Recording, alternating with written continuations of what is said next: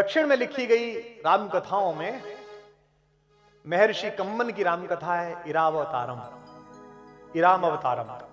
उसमें एक बहुत अद्भुत प्रसंग है जो वाल्मीकि रामायण तुलसी रामायण में नहीं है। जब राम ने लंका विजय के लिए रामेश्वरम में शिवलिंग की स्थापना की, आपको पता होगी 12 ज्योतिर्लिंगों में है, वही रामेश्वरम जहां हमारी भारतीय वैज्ञानिक चेतना का बड़ा ऋषि एपीजे अब्दुल कलाम कब्र में आराम फरमा रहा है, वही रामेश्वरम। जब उन्होंने शिवलिंग की स्थापना की तो उन्होंने कहा कि आसपास कोई आचार्य ढूंढ के लाइए, कोई पुजारी, कोई ब्राह्मण ढूंढ के लाइए जो मेरा यज्ञ करा दे। तो जामवंत ने कहा कि महोदय, इस जंगल में समुद्र तट पर केवल पेड़ हैं, वनवासी हैं, हम में से तो किसी को पता नहीं है।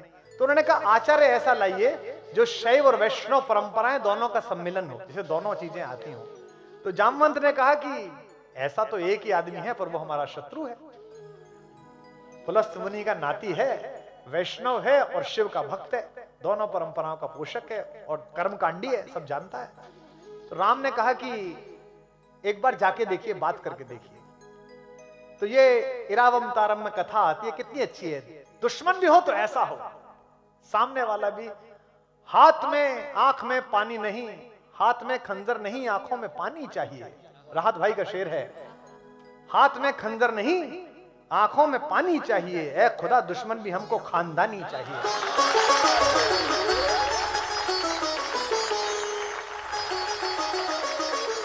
तो रावण जैसा आचार्य जामवंत जब लंका पहुंचे राम के कहने पर, महर्षि कम्मल लिखते हैं कि यह बात रावण को पता चली कि जामवंत आए हैं।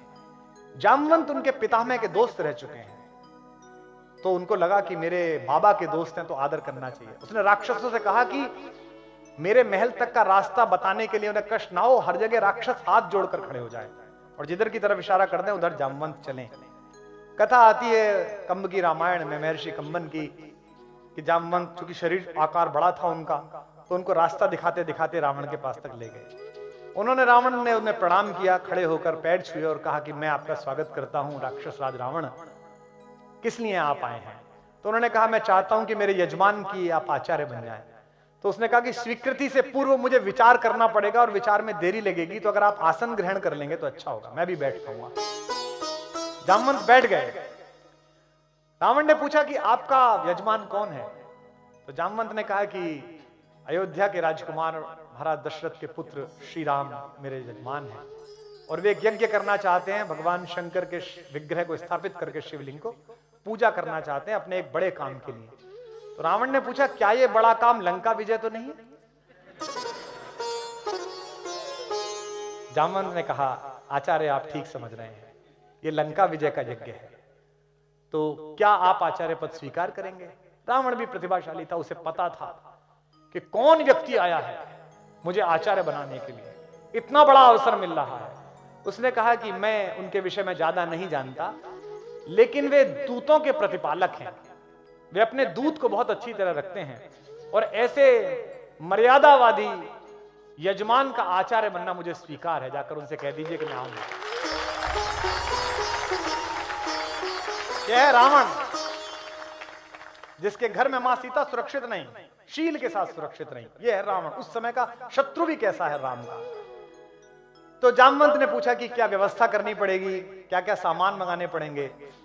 तो आचार्य रावण ने कहा कि चूंकि हमारा यजमान वनवासी है और अपने घर से बाहर है, इसलिए शास्त्र की परंपरा है कि अगर यजमान का घर ना हो, बाहर कहीं पूजा करानी पड़े, तो सारी चीजों की तैयारी आचार्य को स्वयं करनी होती है। तो आप कह दीजिए अपने यजमान से कि वो केवल नहा धोकर स्नान करके व्रत के साथ तत्पर रहे, मैं सब चीजें कर दूंगा। अब उसने अपने लोगों को बुलाया और कहा कि भाई पूजा कराने के लिए जाना है, ये सब सामान तैयार करो। इसके बाद रावण एक रथ लेकर मां सीता के पास गया और सीता से उसने कहा कि समुद्र पार तुम्हारे पति और मेरे यजमान राम ने लंका विजय के लिए एक यज्ञ आयोजित किया है और मुझे उस यज्ञ के आचार्य के रूप में बुलाया है। अब चूंकि जंगल में रहने वाले किसी भी यजमान की सारी व्यवस्था करना आचार्य का काम होता है, इसलिए उसकी अर्धांगिनी की व्यवस्था करना यह भी मेरे जिम्मे है।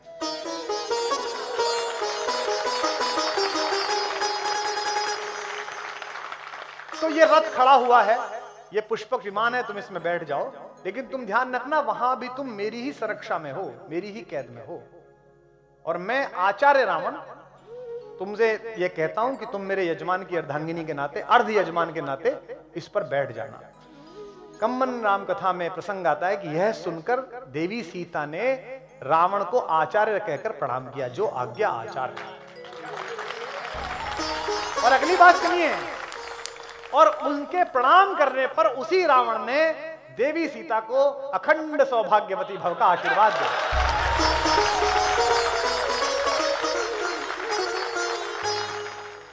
तो जब रावण पहुंचा राम के पास आचार्य बनकर, आचार्य रावण जब पहुंचे तो दोनों भाइयों ने उठकर आचार्य को प्रणाम किया और कहा कि आचार्य, मैं आपका यजमान राम आपको प्रणाम करता हूं। मैं लंका विजय के लिए एक यज्ञ कर रहा हूं, मैं चाहता हूं कि यहाँ के शिव का विग्रह स्थापित हो ताकि देवादिदेव महादेव मुझे आशीर्वाद दें कि मैं लंका पे विजय प्राप्त कर सकूं। ये लंकेश से कह रहे हैं रावण, लेकिन आचार्य रावण से कह रहे हैं। आचार्य ने कहा कि मैं आपके यज्ञ को पूरी तरह संपादित करूंगा और ईश्वर और महादेव चाहेंगे तो आपको उस यज्ञ का फल प्राप्त होगा, ये रावण ने कहा।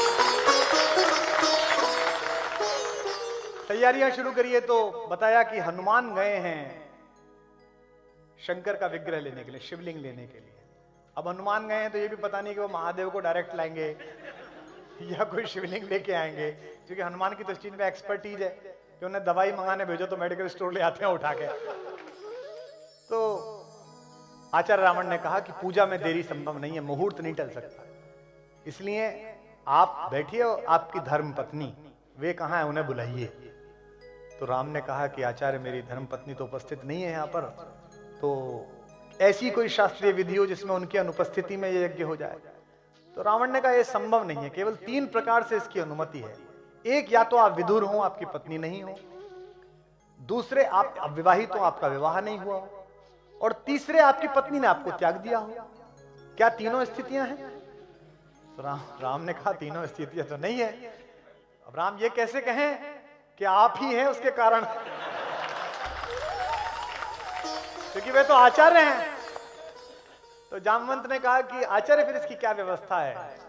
तो उन्होंने कहा कि जब कोई यजमान जंगल में हो और उसके पास यज्ञ को पूरा करने के समस्त साधन ना हो, तो आचार्य की जिम्मेदारी होती है कि वो यज्ञ के साधन उपस्थित कराए।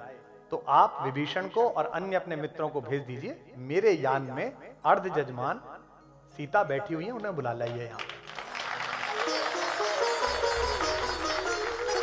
ये इरारामावतारम में जो कम्मन के लाल रखी उसमें प्रसंग है। उसके बाद पूजन हुआ, विधिवत पूजन हुआ। मां सीता ने अपने हाथ से ही वो शिवलिंग स्थापित किया, जो आज भी वहां लंकेश्वर का शिवलिंग वहां पर मौजूद है, जिसके बारे में कहते हैं कि जब रामेश्वरम में कहते हैं कि जब हनुमान अपना शिवलिंग उठा लाए एक, और हनुमान ने कहा इसे हटाओ मैं लगाऊंगा, तो राम ने कहा कि जो लगाए लगने दो। जब हनुमान नहीं माने, कहा महाराज मैं तो लेके आया हूं, तो राम समझ गए कि इन्हें थोड़ा सा अपने बल पर अहंकार आ रहा है, तो राम ने कहा इसे हटा लो। और सुनते हैं कि पूरा हनुमान ने जोर लगाया, वो शिवलिंग नहीं हटा। इसलिए राम ने फिर वरदान दिया कि तुम्हारा शिवलिंग भी यहाँ उपस्थित रहेगा। तो रामेश्वरम में उनके द्वारा स्थापित भी एक शिवलिंग है जो हनुमानेश्वर के नाम से जाना जाता है, कि हनुमान के द्वारा स्थापित शिवलिंग। यज्ञ संपन्न हुआ और दोनों यजमानों ने, राम और सीता ने आचार्य रावण को प्रणाम किया। तो राम ने पूछा कि आचार्य आपकी दक्षिणा? तो आचार्य ने कहा कि आप वनवासी हैं, मैं जानता हूं कि आपके पास कोई दक्षिणा नहीं है और आप मुझे दक्षिणा नहीं दे सकते, और स्वर्णमयी लंका के राजा आचार्य को आप क्या दक्षिणा देंगे, इसलिए मेरी दक्षिणा आप पर रही।